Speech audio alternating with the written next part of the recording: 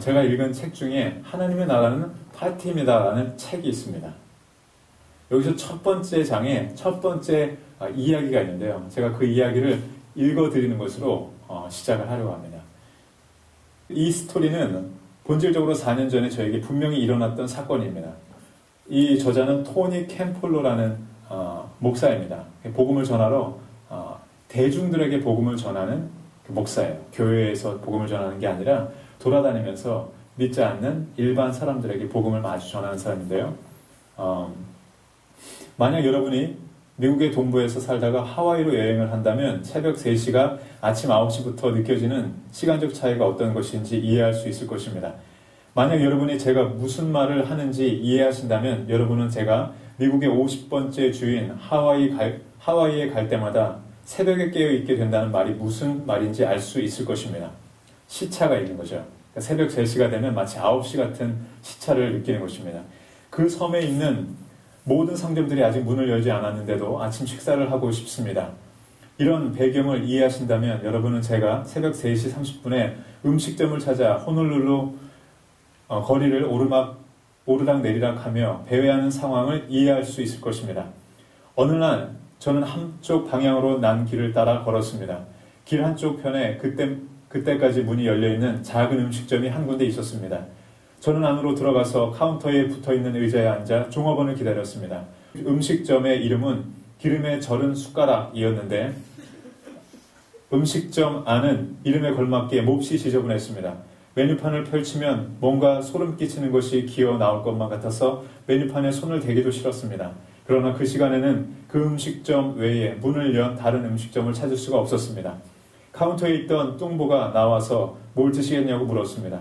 저는 커피 한 잔과 도너츠 한 개를 주문했습니다.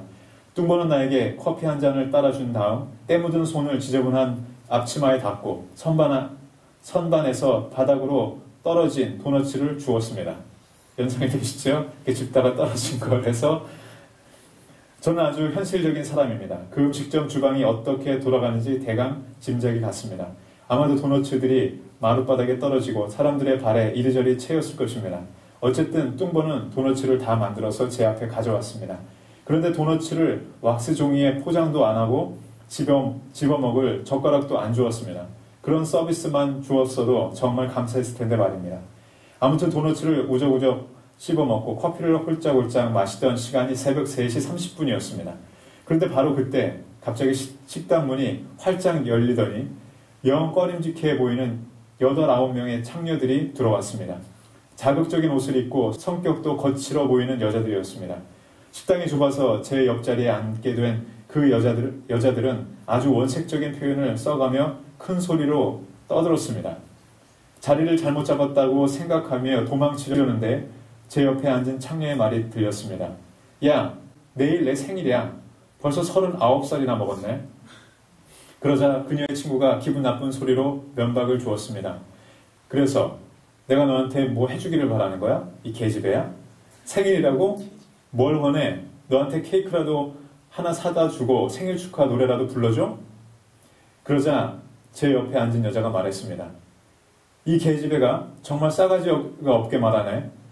말이나 한번 해보자고 한 건데 왜 나를 무시해? 내 말은 내일이 내 생일이라는 것뿐이야. 내가 너 같은 년에게 뭘 바라겠냐? 내가 왜 너한테 생일 파티를 해달라고 하겠어? 너 왜 나를 놀리는 거야? 그 이야기를 들으면서 저는 한 가지 결심을 하고 여자들이 자리를 뜰 때까지 기다렸습니다. 여자들이 자리를 뜨자 저는 카운터에 있는 뚱보에게 물었습니다. 저 사람들 매일 밤마다 여기 옵니까? 뚱보는 그렇다고 대답했고 저는 또다시 질문했습니다. 제 오른편에 앉아있던 여자가 매일 밤 여기 옵니까? 예, 그 여자 이름은 아그네스죠. 그 여자도 매일 밤 여기에 옵니다. 그런데 왜 그러십니까? 뚱보가 물었습니다. 듣자 하니 내일이 그 여자의 생일이라고 하네요. 그래서 당신과 제가 그녀를 위해 뭔가 해줄 일이 있을까 해서 말입니다. 내일 밤 여기에서 그녀에게 생일 파티를 열어주면 어떻겠습니까? 저희 대답에 뚱보는 퉁퉁한 뺨에 귀여운 미소를 띄우며 기쁘게 말했습니다. 테일리의 볼 같아요. 좋습니다. 대단히 좋은 생각인데요. 뚱보는 주방에서 요리하는 아내를 큰 소리로 불렀습니다. 이리 와봐. 이 사람이 아주 좋은 생각을 했어. 글쎄 내일이 아그네스의 생일이래. 그래서 이 사람과 우리가 함께 내일 밤에 여기에서 아그네스의 생일 파티를 열어주자는구만. 뚱보의 아내가 주방에서 나와 환하게 웃으며 말했습니다. 굉장한 생각이네요. 당신 알다시피 아그네스는 정말 착하고 친절한 여자잖아요. 그런데 아직 아무도 아그네스에게 친절하게 대해준 적이 없었어요. 저는 뚱보 부부에게 말했습니다. 자, 당신들만 좋다면 제가 내일 새벽 2시 30분에 여기에 올 테니 파티 장식 좀 꾸며주세요. 생일 케이크는 제가 사올게요. 그러자 뚱보, 남자 이름은 해리이다가 말했습니다. 아닙니다. 생일 케이크는 제가 준비해서 제가 직접 만들겠습니다. 다음날 새벽 2시 30분에 저는 그 식당으로 갔습니다. 식당으로 가는 도중에 한 상점에서 오돌도돌한 장식용 크레이프 종이를 구입했습니다. 그리고 큰 카드의 글자판에 조각칼로 아그네스 생일 축하합니다 라는 글을 새겼습니다. 저는 식당으로 가서 식당의 한쪽 끝에서 다른 쪽 끝까지 크레이프 종이로 장식했습니다. 저는 파티 장소를 최선을 다해서 아름답게 꾸몄습니다. 잠시 후 저는 주방에서 요리를 하던 뚱보의 아내가 길에 나가서 소문을 낸 것이 틀림없다고 생각하게 되었습니다. 3시 15분쯤 되자 호놀룰루에 있는 모든 창녀들이 그 음식점으로 와 있었기 때문입니다. 그 식당은 창녀들로 빽빽하게 들어차 있었고 저는 그 창녀들의 한가운데 있었습니다. 드디어 정각 3시 30분이 되었습니다. 음식점 문이 열리고 아그네스와 친구들이 들어왔습니다. 저는 그 전에 모든 것을 준비시켜 놓았고 그 파티의 사회자가 되었습니다. 그들이 들어왔을 때 우리는 모두 큰 소리로 생일 축하합니다 하고 외쳤습니다. 저는 그 이전까지 그렇게 놀라서 소스라치는 사람을 본 적이 없었습니다. 아그네스는 입이 딱 벌어졌고 다리가 후두르르 떨렸습니다.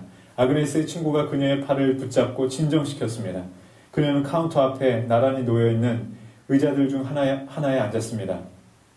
바로 그때 우리는 모두 그녀에게 생일 축하합니다 노래를 불러주었습니다. 생일 축하합니다.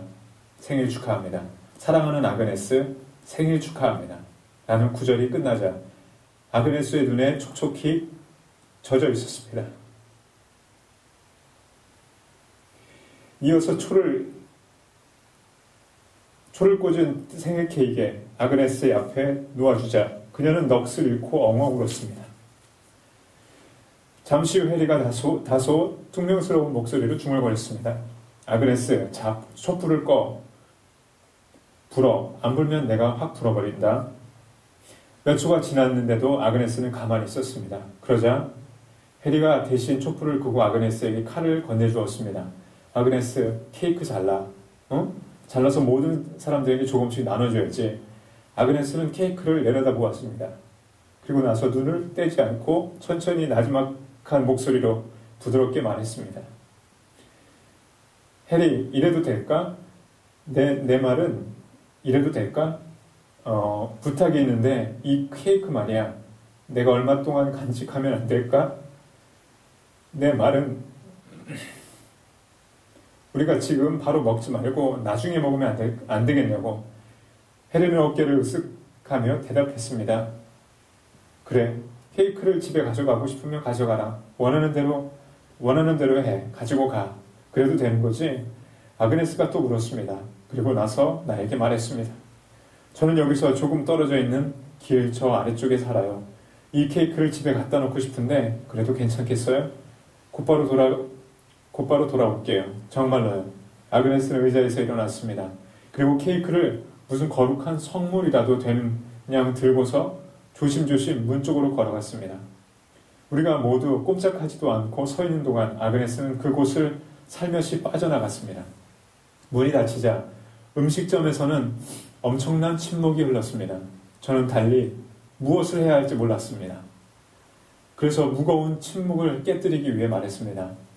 우리 기도하는 게 어떻겠습니까? 지금 생각해보면 새벽 3시 30분에 많은 창녀들과 함께 하는 기도 모임을 인도하고 있었다는 것이 잘 이해가 되지 않습니다. 그러나 그때 저는 그 일이 옳다고 생각했습니다. 저는 아그네스를 위해 기도했습니다. 그녀의 구원을 위해 기도했습니다. 그녀의 삶이 변화되기를 기도했습니다. 하나님께서 아그네스에게 자비를 베풀어 주시기를 기도했습니다.